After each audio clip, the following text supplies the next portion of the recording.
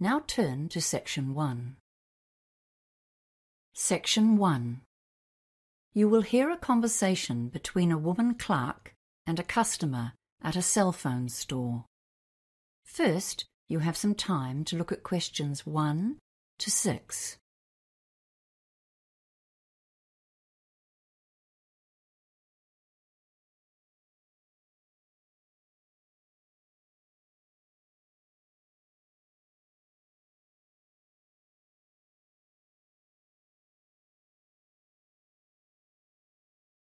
You will see that there is an example that has been done for you.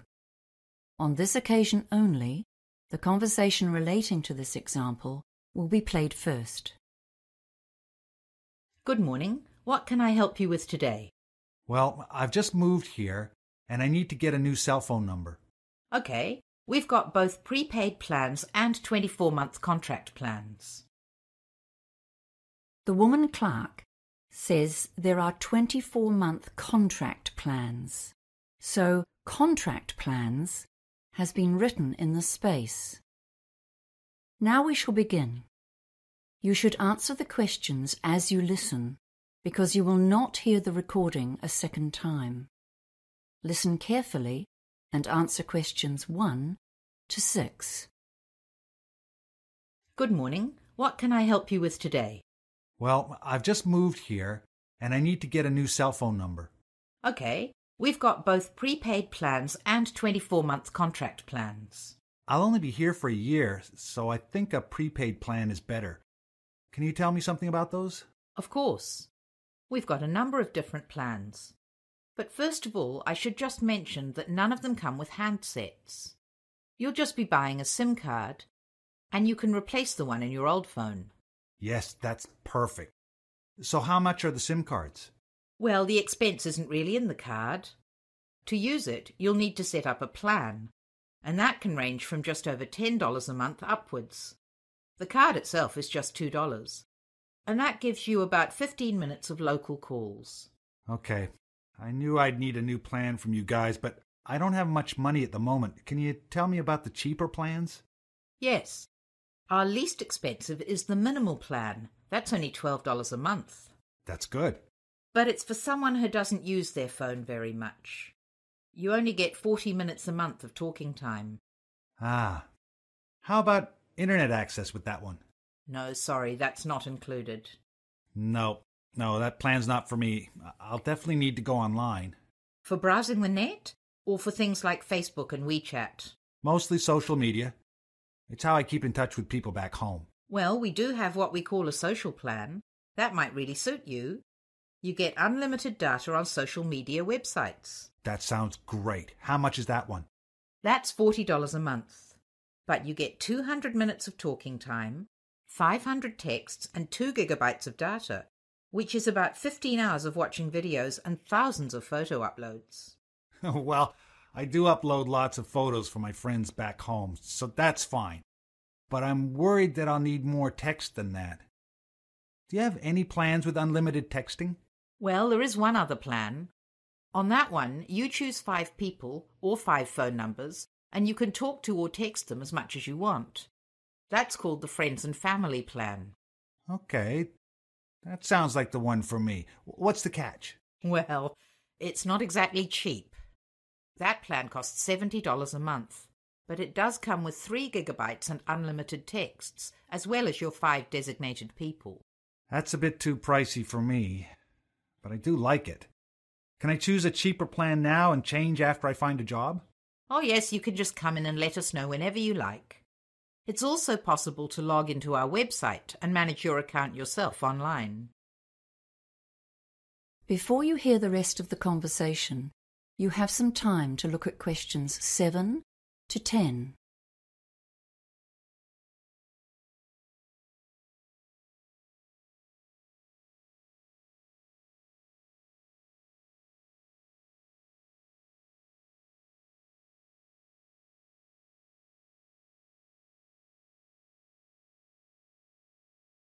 Now listen and answer questions 7 to 10.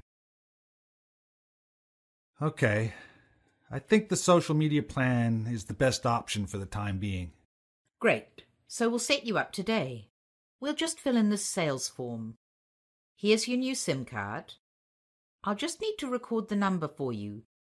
Can you read me that number on the top left-hand side of the card? It's your new phone number. Yes. It's 047-877-9233. Okay, I got it. So remember, that's your new number, so you should write it down as well so you can inform your contacts. Hold on to this package that the SIM comes in.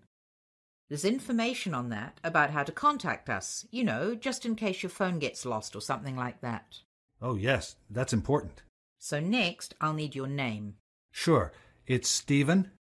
That's Stephen with a V. And my surname is Conway. That's Conway. Okay, that's cool. And your address, please? Well, at the moment, I'm living in temporary accommodation. Once I've found work, I'll be moving to a different place. Do you think that matters? Well, not really for now. But please let us know when you get a permanent address, okay? Yes, fine.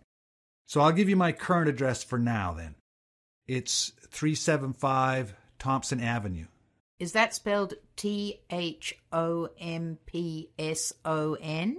Yes, that's right. It's in Green Park. Ah, yes, okay. So the total for today is $42.50. That's the SIM card and the first month's plan. So just to confirm, I'll be able to get the SIM card today and start using it immediately? Yep, you've got the SIM card already. Oh, yeah, right, sorry. Now let me see if I have enough cash. 10, 20, 30... No, it doesn't look like I have enough. I guess I'll have to put it on my credit card. Here you are. No problem. Just a moment. So just sign here, please. Now, do you want help putting the SIM card into your phone? That is the end of section 1. You now have half a minute to check your answers.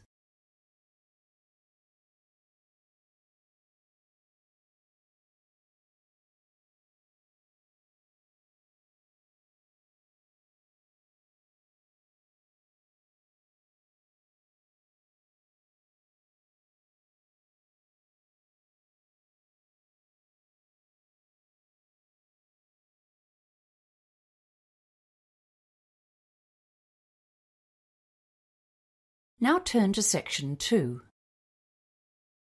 Section 2. You will hear an employee giving a tour of a fast food restaurant to a group of students. First, you have some time to look at questions 11 to 15.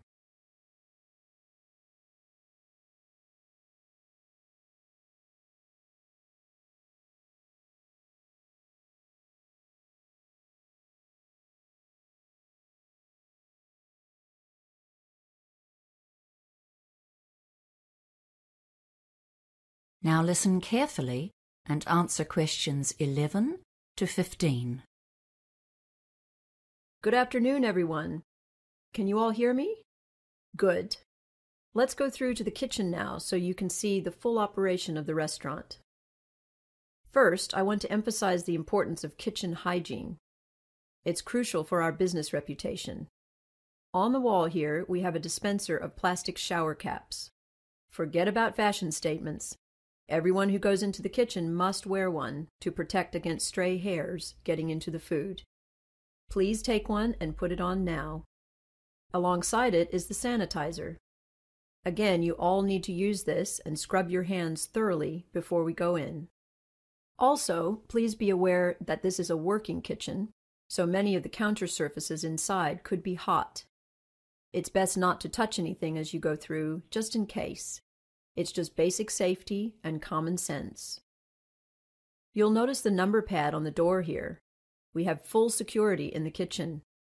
Now that most people pay with a bank card rather than cash, there's no great concern about robbery. Again, it's our reputation that we are protecting here. We restrict access mainly because we need to be certain that our food cannot be contaminated and that our workers can get on with the job without interference from unauthorized people. Right, come on in. First, here's the storeroom. Our ordering systems are very efficient. The quantities in each burger must be exact, and this is ensured by the various food dispensers we use. For example, 20 mils of our famous home brand mayonnaise is dispensed in our most popular burger. So, at the end of the day, when I check how many burgers have been sold or binned, I know if the mayonnaise stocks are running low and I can order more.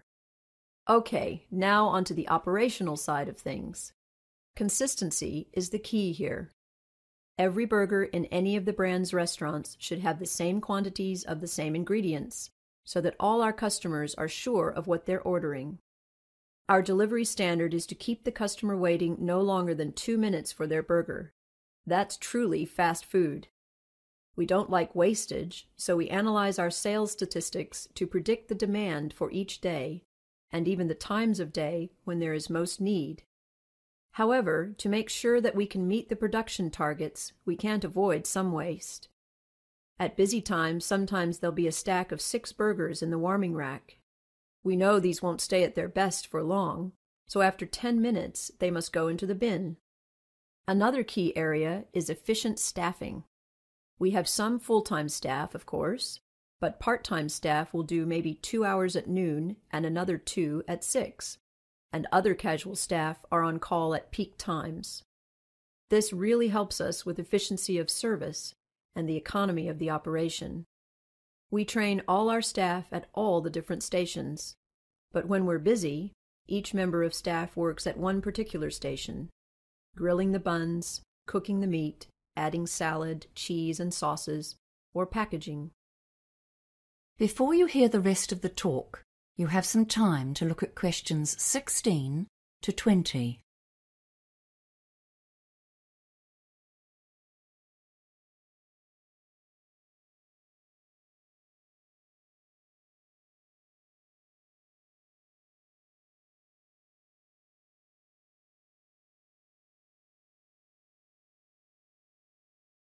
Now listen and answer questions 16 to 20. I'm sure you've all seen our famous paper tray covers. They're an important part of our marketing strategy.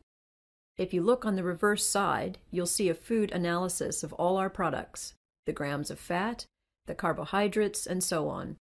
You may be asking yourself, how can we be sure these are accurate? Well, quantities are a key issue here.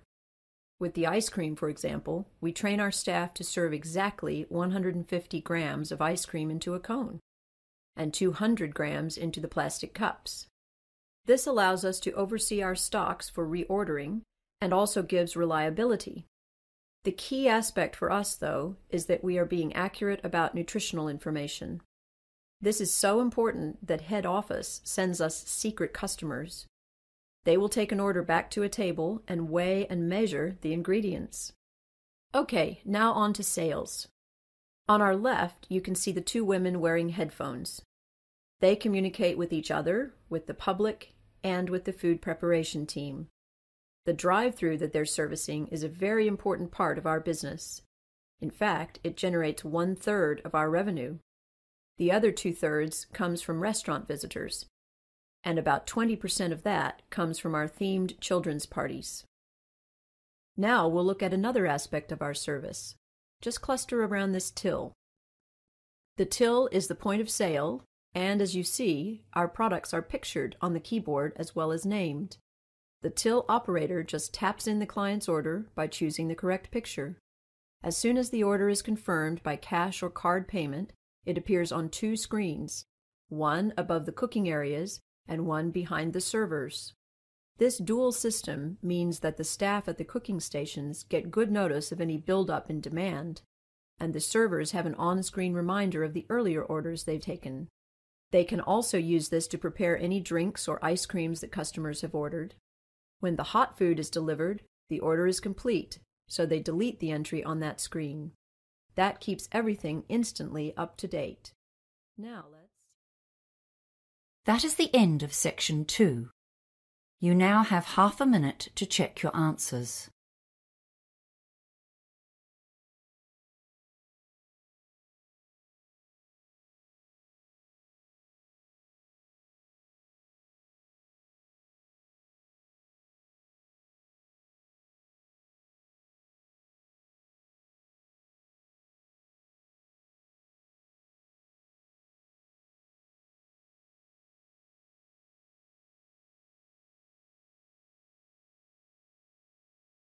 Now turn to Section 3.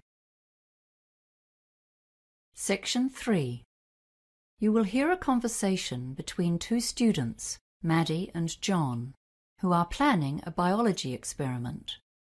First, you have some time to look at questions 21 to 25.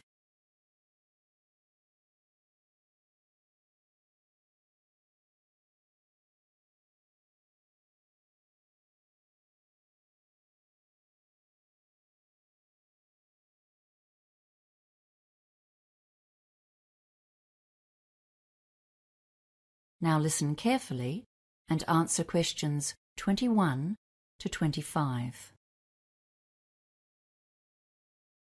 Okay, John. We're studying the crabs on the local beaches, right? Yep. And we've got this form to fill in. So, our idea is that we find out if there's any impact from people using the beach. And the rubbish they leave. And there's other rubbish too, like from passing boats. Oh, right. So our experimental hypothesis is that people's use of the beach impacts on the crabs living in the sand. To include everything, we probably need to write down human activity. Fair enough. I agree. Okay, so what are we including as our variables? Of course, the first one has to be the overall number of visitors to the beach, right? Yeah. On the form I'll call that visitor numbers. Okay. And then another one is time of day. Yeah. I think Mr. Bin said we need to look at the beach when it's busy in the daytime, when people are running around. Those four-wheel bikes are charging up and down, so the noise levels are really high. Yeah. And again at night when it's quiet. Okay, fine. And I was wondering... What? What if some of the rubbish and food that people leave round is actually tasty for the crabs? Good thinking. So another variable is whether people actually feed the crabs without meaning to. How can we phrase that? People feeding the crabs? No, that won't do. They're not doing it on purpose. How about, food left on the beach? Yes, okay, but can we make that shorter? How about edible rubbish? Yes, good. So we need to have several beaches, don't we? You know, at least one that's hard for people to get to, that has almost no rubbish, and others with more visitors. Yes, that's right. Though, of course, there'll still be floating stuff from the sea on all the beaches and pollution from the passing boats, won't there? True. I guess we have to take those as constants. Well, we have 3 beaches to work with. The first one is the busy beach right in the town alongside the promenade. That'll be perfect for the high-use one. Right. Then there's the little bay around the corner that you can only reach on foot by going over the hill. So I guess not so many people visit that one. No, but some do. It's quite popular in summer for picnics. Yeah, so it gets a little use, but not that much. And do we have one where no one goes, as a control? Well, Mr. Ben has asked a farmer to let us go across his land to another one the public never gets to. Ah, right, I remember. It's called Sandy Point, isn't it? Yeah, that's right. Before you hear the rest of the conversation, you have some time to look at questions 26 to 30.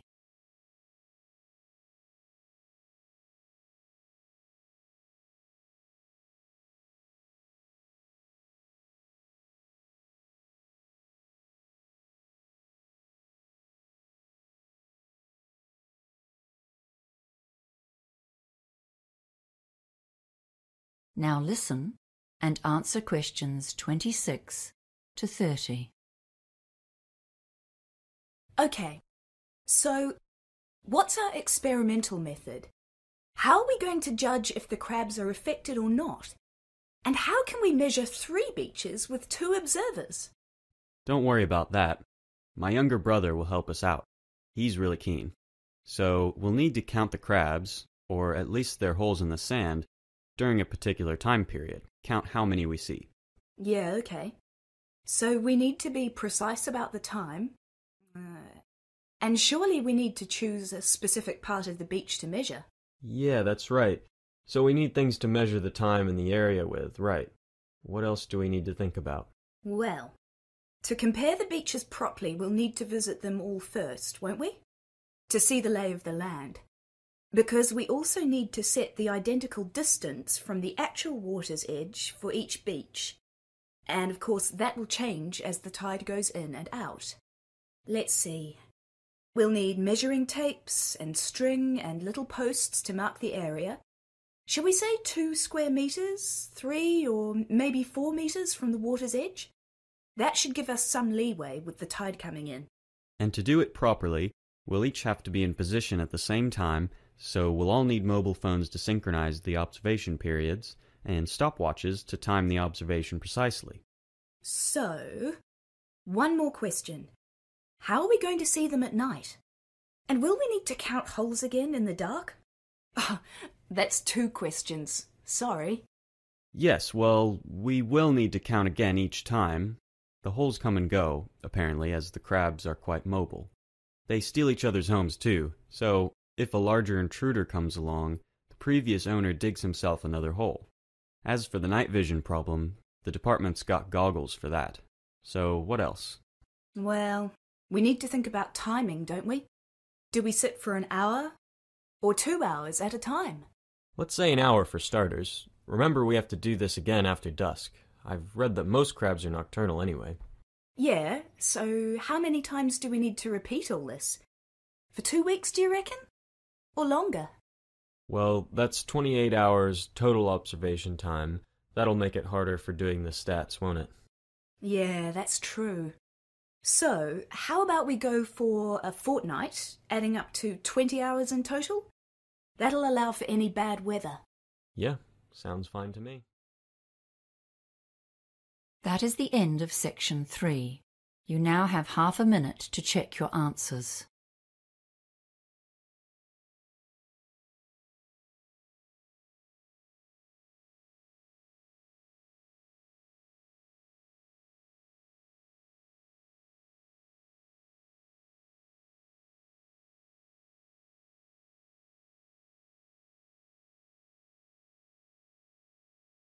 Now turn to section 4.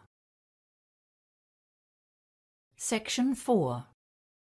You will hear a talk on the topic of world mythologies. First, you have some time to look at questions 31 to 40.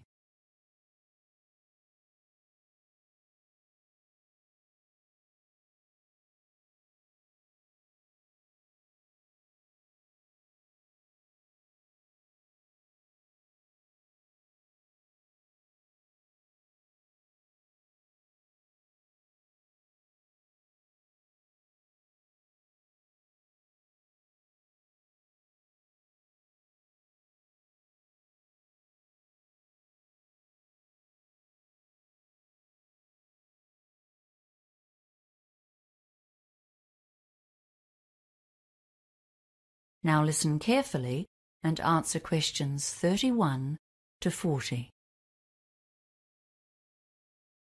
Today's lecture is about some of the common themes in world mythologies. Why do all cultures invent mythologies, and what do they have in common? Well, firstly, these stories provide explanations for the questions we all ask. How was the universe created? Where does the sun come from? What are the stars? A mythology is not the same as a religious doctrine, but nevertheless, most mythologies describe the creation of the world and how it was populated with people and animals. Mythological heroes are usually godlike characters with superhuman abilities and qualities, though they are not always benevolent. Some of them are jealous, proud, and deceitful, just like the humans who invent them. Although they are fantastical, the stories are accepted as a psychological reality by the cultures that create them. However, mythology has more than psychological meaning. Here's one example. In the period of ancient Chinese history known as the Warring States, China was changing. But the traditional mythologies reinforced the old political order. The emperor's chief minister noticed that some scholars were undermining the emperor by travelling through the country telling the old legends to the common people. Their stories were exerting a powerful influence on the community. The emperor forbade the telling of myths and commissioned the writing of new stories that supported his political ideas. Do not dismiss mythology as being old-fashioned and irrelevant to modern society. For example, George Lucas's Star Wars saga is a powerful retelling of an ancient mythological theme. When Luke Skywalker's story begins, he is an exiled and orphaned member of royalty, who is then called to an adventure where he meets the powerful wizard Ben Kenobi. During his quest he overcomes many dangers, slays the evil character Darth Vader, and rescues his beautiful sister Princess Leia. So you can see that we're still busily creating new myths in the form of movies, comic books and science fiction stories. This retelling of ancient legends speaks to us all at any age, as do the old stories that we have inherited from our own cultures. Stories from widely different cultures bear a strong resemblance to each other, and one of the best examples of this is the striking similarity of creation myths from around the world. In some of these stories, such as those from some American Indian tribes and the Aboriginal Australians, there is a creature, for example a crab or a giant tortoise. This creature dives into the ocean and retrieves a small piece of earth from which everything else is created. Water and earth are the two most common elements in all the creation myths. However, in many creation myths, the world starts in a state of chaos, or a void, where there is no delineation of earth and sky. In Norse mythology, for example, a supernatural human being emerges from this void, and mountains, rivers, and earth are formed from his flesh and blood. This godlike creature is called Ymir. This creation of natural features from the bodies of the gods is a common thread in other creation mythologies, such as those of Mesopotamia. It frequently takes place after a god has died or been killed, and this introduces another common mythological theme, family rivalry. The Greek culture is a good example of a creation myth that features a family of quarrelsome and aggressive gods, all battling for power and a role in the creation of the earth. Gaia, the earth, gives birth to Uranus, the sky, and these two create a family of children, including monsters, who imprison, torture, and sometimes even kill and eat their own offspring. Creation myths do not provide examples of the cardinal virtues, but they do address universal themes of jealousy, war, and lust for power.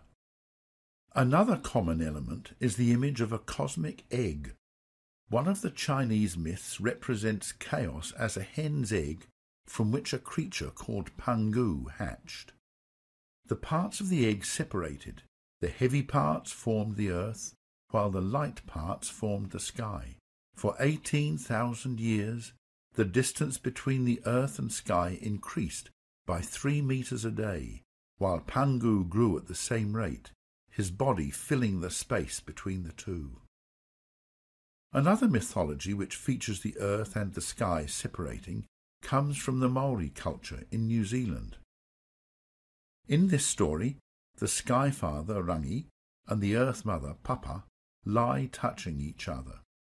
They have many children, all boys, and these children plot together to separate their parents so that they can live in the light.